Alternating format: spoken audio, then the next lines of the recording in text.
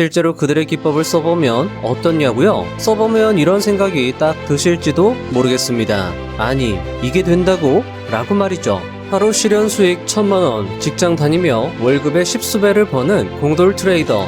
실주 수익률 369%, 실주 수익금 3억 7,500만원. 신정재 트레이더. 실주 수익률 361%, 실주 수익금 3억. 방배동 선수 트레이더. 이들 모두 장중 매매가 아닌 종가 매매로 큰 수익을 달성한 투자자들입니다. 그들은 급등에 쫓아 들어가는 것이 아닌 큰 주가 상승 이후 반드시 발생하는 눌림목에서 미리 들어가 짧은 시간 내에 수익을 챙기고 빠져나오는 단타로 어마어마한 수익을 거두고 있었습니다. 실제로 그들의 기법을 써보면 어떻냐고요? 써보면 이런 생각이 딱 드실지도 모르겠습니다. 아니, 이게 된다고? 라고 말이죠. 오늘 영상은 그들의 눌림목 매매를 실전에 적용한 사례와 관련된 이야기입니다. 실전 매매에서만 볼 수 있는 매매의 디테일을 오늘 여러분의 것으로 만들어 가시면 좋겠습니다. 월급으론 절대 부자가 될 수 없다. 하지만 투자는 상방이 열려 있다. 직장인이 퀀텀 점프를 할 수 있는 유일한 방법이 투자이다. 힘든 길이겠지만 노력한다면 해피엔딩이 될 것이다. 함께 가보자. 공돌 트레이더.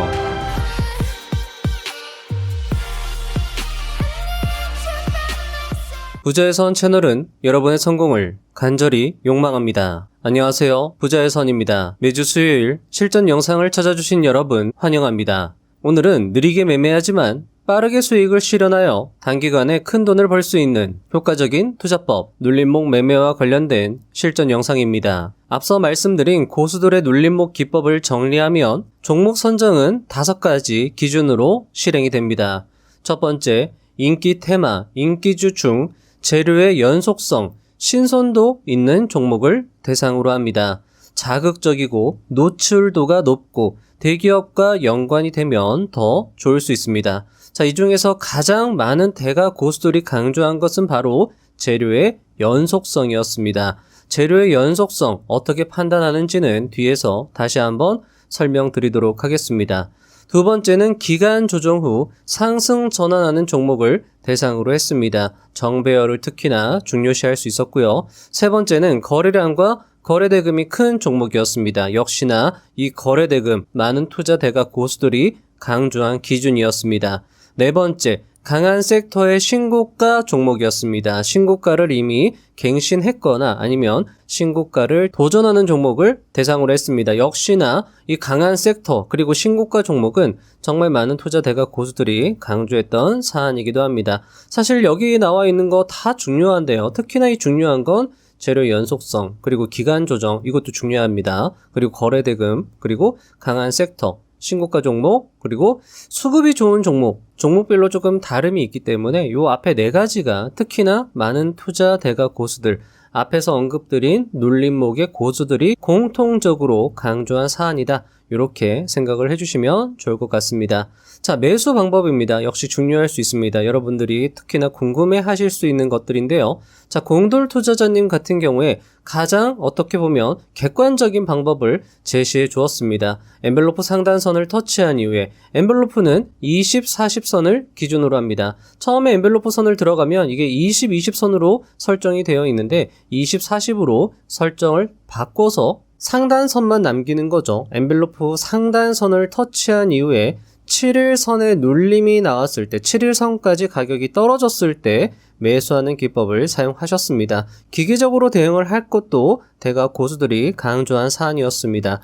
자, 신정재 트레이더님과 방배동 선수님 같은 경우에는 명확한 타점까지 제공을 하지는 않았지만 유출을 해본다라고 하면 5일선이나 21선 그 사이에 타점을 구사한 것으로 유출을 해볼 수 있습니다.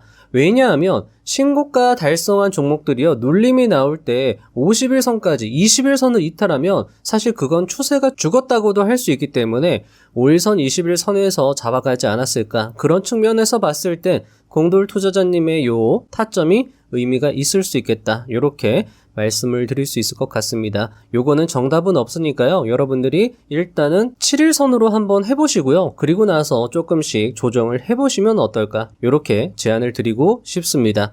자, 익절 방법은요, 대부분 투자자들이 수익을 주면 바로 익절한다. 보통 종가 매수한 다음에 다음날 수익이 나면 일단 아침 수익을 챙겨두고 나서 그리고 나서 수익을 길게 가져가던가 그런 식으로 대응을 했고요. 또는 급등이 나오면 과감하게 전량 매도하는 방법도 사용을 하였습니다. 오늘 설명드리는 기법은 짧게 챙겨가는 기법으로도 활용이 가능하고요. 길게 가지고 갈 수 있는 기법으로도 활용이 가능한 전천후 투자 방법이다. 이렇게 말씀을 드릴 수 있을 것 같습니다. 또 중요한 것이 바로 손절 방법입니다. 생각과 달리 움직이면 매도한다 라고 말씀하셨습니다. 생각과 달리 움직인다라는 건 내가 이 기준 이평선에 지지를 받고 상승하는 것을 내 생각으로 삼았지만 그 기준 이평선을 이탈했을 때는 당연히 매도한다. 이렇게 여러분들이 생각을 해주시면 좋을 것 같고요. 공돌 투자자님 같은 경우에는 손절 라인을 조금 더 넉넉하게 해서 투자를 진행한 것을 확인할 수 있었습니다. 종가가 21선을 완전히 이탈했을 때 매도하거나 아니면 한 5일 정도, 일주일 정도 기다렸는데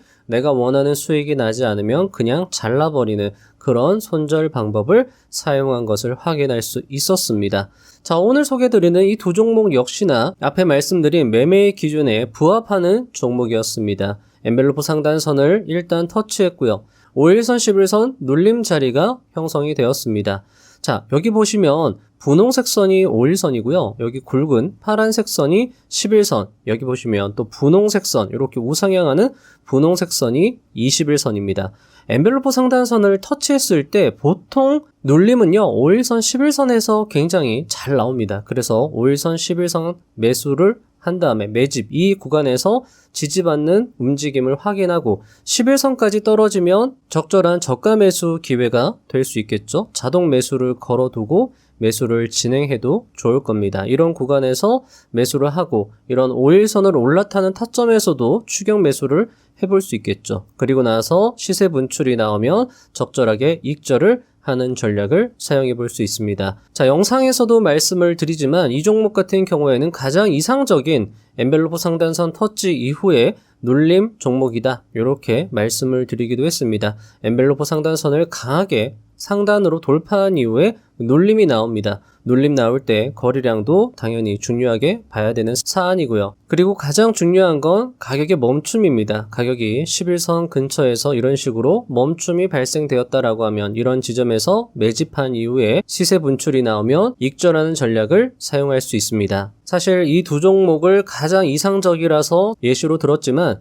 엔벨로프 상단선을 터치한 이후에 눌림 나오는 종목 조건 검색식으로도 검색을 할 수 있고요. 이 조건 검색식으로 검색한 종목들 대부분 상승이 나오는 모습을 확인할 수 있었습니다. 자, 하지만 여러분들이 이런 조건 검색식을 사용하더라도 아무 종목에서나 사용을 하면 안 되고요. 디테일을 조금 더 따져본다라고 하면 강한 섹터의 종목, 특히나 강한 섹터 중에서도 신고가 달성한 종목들 위주로 대응을 하신다라고 하면 조금 더 여러분들 성공 확률을 높일 수 있다. 이렇게 말씀을 드릴 수 있을 것 같습니다. 공돌 투자자님 같은 경우에는 이 재료의 연속성을 엔벨로프 상단선 터치로 확인을 했다라는 거죠. 엔벨로프 상단선, 이 상단선을 터치하기 위해선 굉장히 강한, 단기간에 강한 급한 상승이 나와야 됩니다. 이렇게 상승이 나오려면 재료의 연속성이 있어야 된다. 이렇게 말씀을 하셨고요. 앞에서도 말씀을 드린 것처럼 신고가를 달성하려면 역시나 이런 재료의 연속성이 필요합니다. 따라서 이 5가지 기준이 어떻게 보면 시너지를 일으키면서 급등세를 연출하고 눌림목을 만들어내는 것 아닌가 이렇게도 생각을 해볼 수 있고요. 그리고 지금부터 나오는 또 영상은요. 어떻게 하면 대가 고수들의 매수 타점을 실전에서 적용을 할 수 있는지 그리고 그런 매수 타점에서의 차트 흐름은 어떠한지 그런 것도 여러분들이 오늘 영상에서 참고해 가시면 좋을 것 같습니다. 오늘 영상의 흐름은 전체 시장 흐름을 파악하고 강한 섹터를 파악한 이후에 관심 종목을 선정하고요. 관심 종목 내에서 조건 검색식으로 종목을 구체적으로 발굴하고 타점을 발굴해서 수익을 실현하는 요 순서로 영상이 진행이 됩니다. 이 흐름을 여러분들이 오늘 영상으로 참고해 가시면 좋을 것 같습니다. 자, 그러면 영상 시작해 보도록 하겠습니다.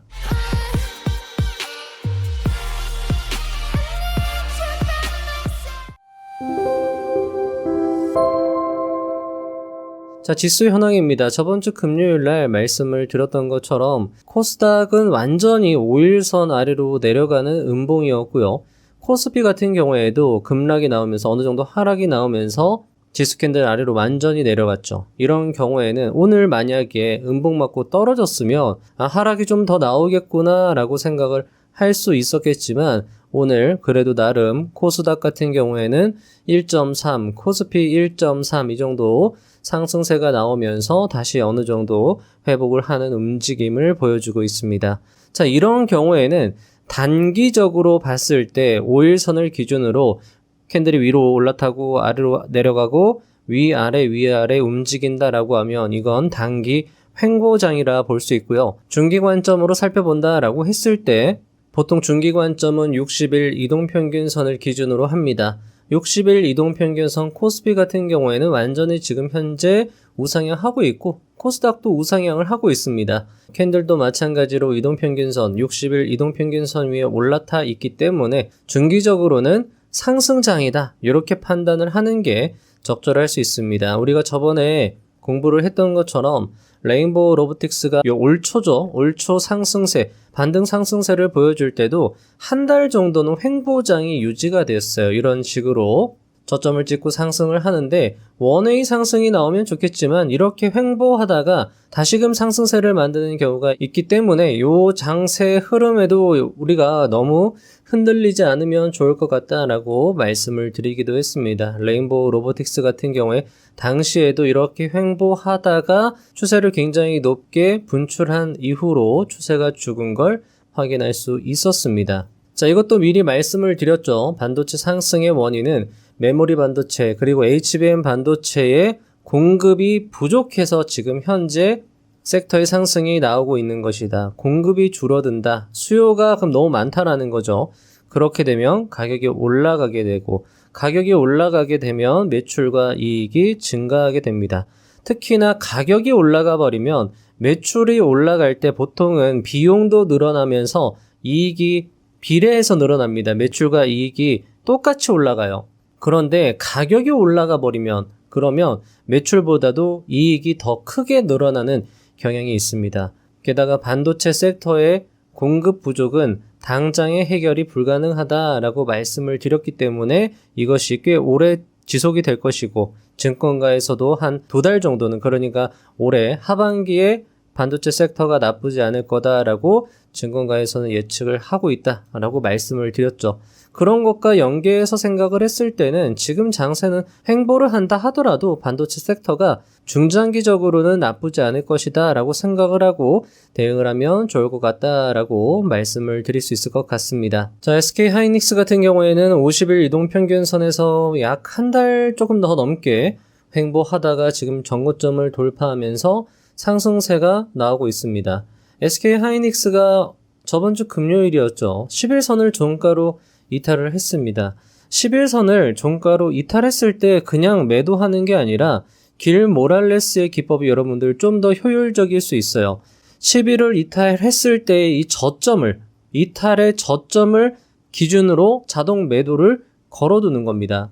오늘 같은 경우 SK 하이닉스가 저점을 건들지 않고 상승세가 나왔기 때문에 버텨볼 수 있는 여력을 마련을 한 거죠. 사실 종가가 11선 이탈했을 때 그 종가에서 매도를 하든 아니면 그 저점에서 매도를 하든 큰 차이가 없습니다. 그럴 바에는 조금 더 내가 상승의 의견이다라고 하면 버티는 게 더 좋거든요. 그러니까 종가가 11선 완전히 이탈해서 끝났다라고 해서 그냥 무조건 매도하지 말고요. 그 저점 좀 더 천천히 내가 매도를 한다 해도 11선을 살짝 이탈한 다음에 회복하는 경우가 굉장히 많기 때문에 여러분들 길 모랄레스 기법으로 여러분들 손절 잡으시면 더 좋을 거다라고 말씀을 드릴 수 있을 것 같습니다.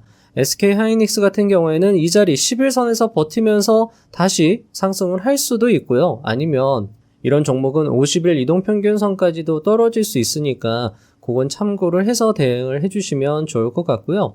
초반에 타점 잘 잡아서 들어가신 분들은 조금 더 긴 관점으로 가져가 보시면 좋을 것 같습니다. SK 하이닉스 같은 경우에는 외국인이 굉장히 공격적으로 매수를 하다가 지금은 왔다 갔다 하고 있습니다. 횡보 장세에서는 보통 수급이 왔다 갔다 하는 특징이 있고요. 개인 투자자만 연속적으로 붙어주지 않으면 된다. 이렇게 말씀을 좀 드릴 수 있을 것 같습니다. 자, 저번 주 금요일 쉼데이 때 제가 이렇게 글을 하나 남겨놨는데요. 잘 작아서 잘 안 보이니까 이렇게 크게 한번 가져와 봤습니다. 저번 주 금요일 장세 약세 분위기였죠. 2% 이상 코스피와 코스닥이 하락이 나왔습니다. 항상 이렇게 우리가 하락이 나올 때 공포에 질리기보다는 원래 주가라는 게 위로 올라갔다가 내려갔다가 올라갔다가 내려갔다가 하면서 움직이는 것이기 때문에 하락이 나왔을 때 과연 재료가 끝났나 이걸 생각을 재료가 아직 유효한가를 따져보면서 대응을 하는 게 굉장히 중요할 수 있다라고 말씀을 드렸습니다. 오늘 영상 초반에 말씀을 드린 것처럼 반도체 산업의 수요와 공급의 불균형은 단기간에 해소가 될 수 있는 게 아니다라는 거죠. 그렇기 때문에 지금은 재료가 아직 유효하다라고 생각을 하고 조정이 나온다 하더라도 너무 내가 급하게 매도를 하는 게 아니라 좀 더 지켜보면서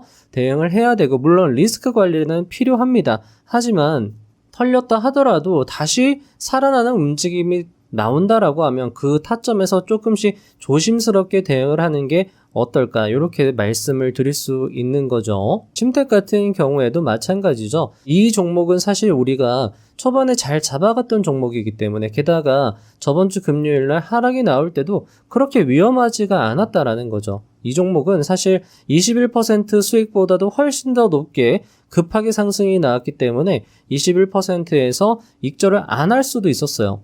익절을 안 하고 21% 훼손되면 그때 1차 익절해야 되겠다라고 마음 먹었는데 오늘 또 바로 상승세가 나와서 그냥 가지고 있는 종목에 해당할 수 있죠. 삼성전기 같은 종목은 여기서 보시면 21선에서 눌렸다가 상승이 나온 이력이 있습니다. 지금 현재도 21선 근처까지 내려왔다가 다시 얼마든지 반등을 할 수 있겠다. 51선까지 떨어질까? 만약에 51선까지 떨어져도 기회라고 볼 수 있겠지만 지금 현재 시장 장세 분위기가 좋으면 21선을 타면서 상승할 수 있겠다. 그럼 이런 여기도 다 타점이다라는 거죠. 만약에 내가 매수를 했는데 털렸어요. 그러면 더 좀 비중을 줄이는 건 필요합니다. 11선을 살짝 깨고 나서 다시 올라갈 수 있기 때문에 여기에서 또 한번 들어가는 전략이 유효할 수 있고요.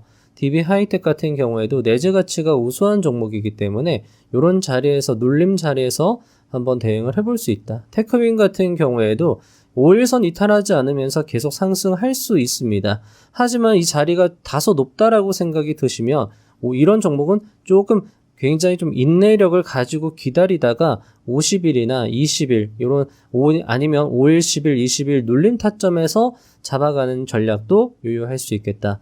TCK는 완전히 신고가 영역으로 넘어갔기 때문에 여기에서 날아갈 수도 있다. 테스도 마찬가지죠. 테스도 털렸다 하더라도 다시 진입을 해볼 수 있는 그런 종목에 해당합니다. 신고가로 넘어갔기 때문이죠. 하지만 털렸다라고 하면 좀 조심해서 대응을 해야 되고 좀 더 신중한 대응이 또 필요할 수 있습니다.